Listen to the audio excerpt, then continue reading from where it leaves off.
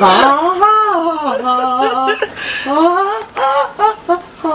forgot it. I forgot all my material.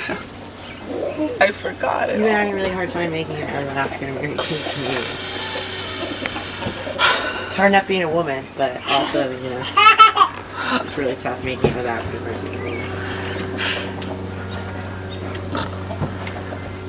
Oh. I'm a doctor, not a dick layer, dude. I was recording your whole preparatory ritual. Right. Okay. It's just part of the whole introduction. All right. Do we have timer now? Are we timer ready? Okay. All right. Let me know when I should start.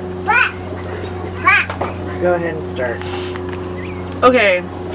So I have, you know, I have a lot of cats. I can just get a lot of cats. I just get a lot of cats. I have a lot of cats, and you know,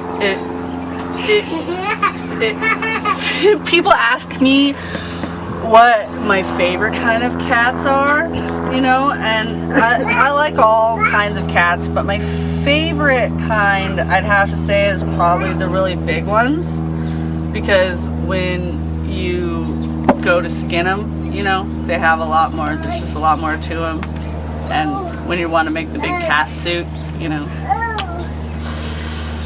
But, yeah. The hard part is when you're trying to get them into your van, because, you know, help them move that couch.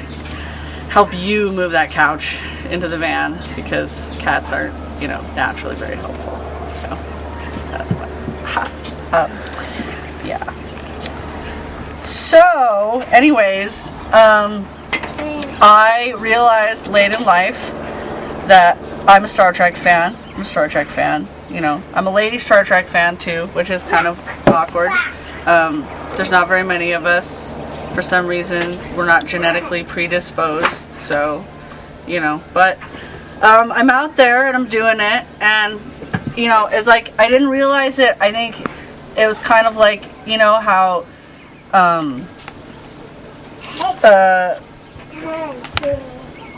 you know how John, oh, fuck. What? Oh, yeah. You know how Elton John, you know, he didn't know he was gay until, like, way later in his life, and he looked back and he realized later on, you know, how could I have missed that? And, you know, it's hard to believe, but sometimes you just aren't that introspective. But I was in a theater, you know, and I was watching Insurrection, and there was there was some sort of joke with the doctor from the Voyager series, the holographic doctor, whose name I can't remember right now, and he and I laughed, and I was the only person in the theater who laughed, and I realized at that moment, I was like, oh my god, I'm a Star Trek fan, you know. So I had to come out to my friends, and I had to start living my life differently, you know, more accordingly. I had to, you know, just generally, you know, just be more judgmental of other people, and just generally spell better, you know, I don't know. But, so, that is an interesting thing, Star Trek, that I love. And, you know, I watch a lot of it. I like the new ones. I like the old ones. I like them all, you know. I'll admit it. I watch all of them, even the ones with Scott Bakula. I don't care. You can make fun of me. Doesn't matter, you know. I'll admit it. But what I love about the old ones in particular is the dynamic between Spock and the captain, but also Bones. Everybody always forgets about that. They're so...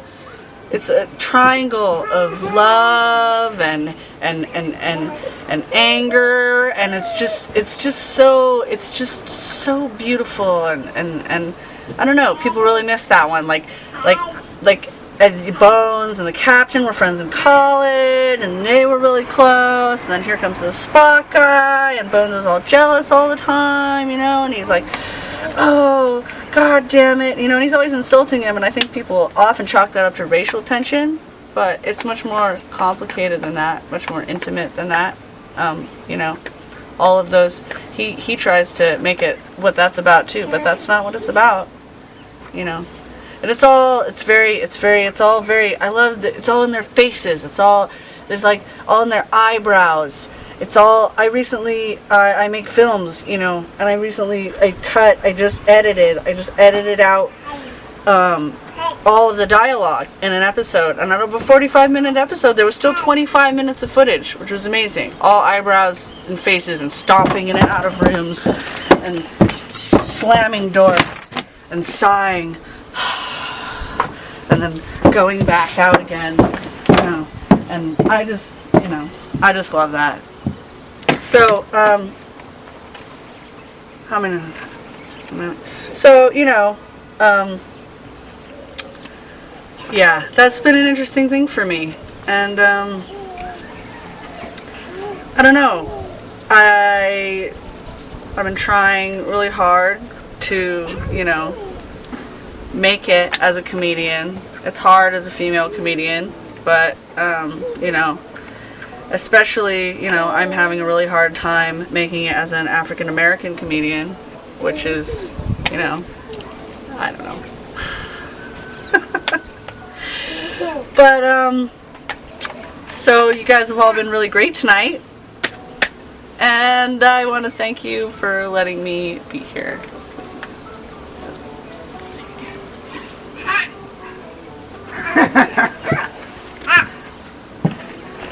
How was that? How much time was that? 5 minutes. 5 minutes. I forgot Elton John's name because I was panicking. Can't believe I forgot Elton John's name. I'll be in the audience going.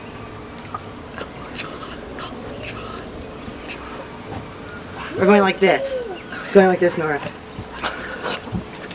Should I do a 5, an 8? Should we do 8 minutes, 10 minutes? What's the other?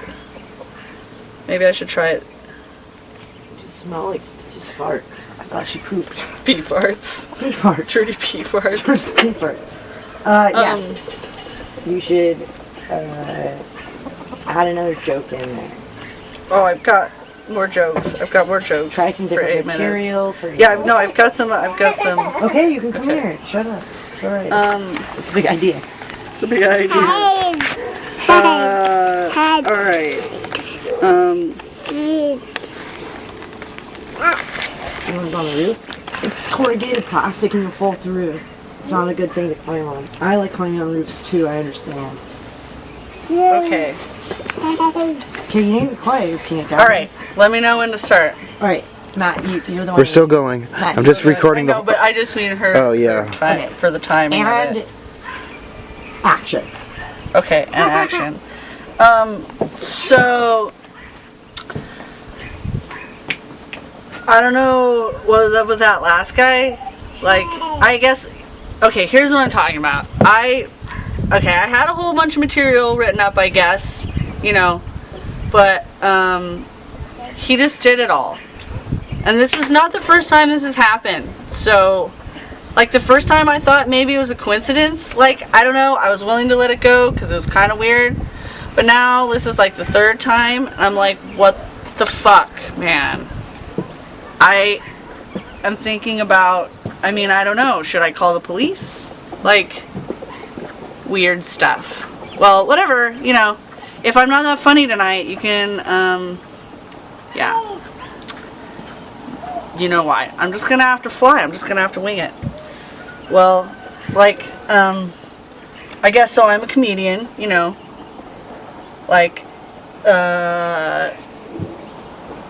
but not the funny kind. So don't get me wrong there, you know, not that kind. I have a lot of cats, is what I actually like to do in my spare time. I have a lot of cats. I just sort of, you know, I like cats. I can get a lot of cats. I like cats. And, you know, and all my friends always ask me, what's your favorite kind of cat? And you know, I like all the kinds, but, usually, my favorite kind is like the really big ones, because when you skin them to make the big cat suit, there's a lot more room, you know? I don't know. Yeah. But, the hard part is to get them to help you put the the couch in your van, because cats aren't very helpful. So, you know, I don't know if you guys ever watched The Labyrinth when you're growing up. I don't know, when you were a little girl, if you watched The Labyrinth, little boys too, it all happened. It's all good. You know, and you enjoy it as a child, and you enjoy the fairies and stuff, and David Bowie's kind of scary, really kind of scary, and that, like, his pants and that whole area is, like, disturbing. And then somewhere, I remember, like, around 11 years old, starting to get this kind of weird, tingly feeling every time I watched it, you know, and I was, like, really confused, and I was kind of like, and I realized that I was actually attracted to him, but then I was still afraid of him, too.